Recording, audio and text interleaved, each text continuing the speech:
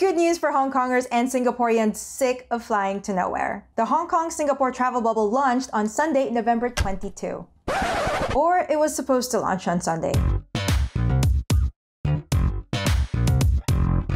Honestly, I had to film 2 alternate endings for this because I wasn't sure if it was going to get called off or not. Choose your own adventure. One of the stipulations for the travel bubble to work is that the 7-day moving average of the daily number of unlinked local COVID-19 cases is more than 5 for either Singapore or Hong Kong. The ATB, or the air travel bubble, will be suspended for 2 weeks. But the rolling average didn't even exceed 5 when Hong Kong authorities decided to suspend the bubble. We have planned to launch the Hong Kong-Singapore air travel bubble tomorrow.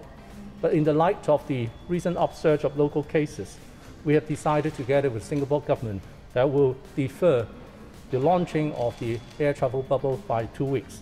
Regardless, an air travel bubble is still a big deal once it takes off. With the bubble, travelers from the 2 financial hubs can visit each other without having to go through quarantine, which is kind of major these days. But with all things 2020, nothing comes as easy as that. Here are just some of the things bubble travelers will need. 1. COVID tests should be taken within 72 hours before departure. 2. Applications for travel approval should be done online at least 7 days before leaving. 3. If travelers become COVID positive in either city, they have to bear the full cost of any medical treatment provided to them.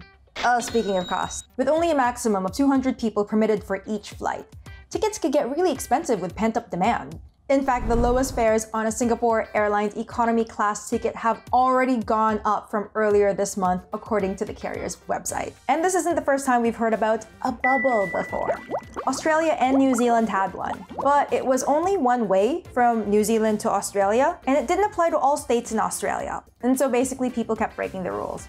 But airlines are already celebrating. Shares of Singapore Airlines and Cathay Pacific, the flag carriers of the 2 cities, had already been climbing when the bubble was first announced in October, and jumped when it was formalized in November.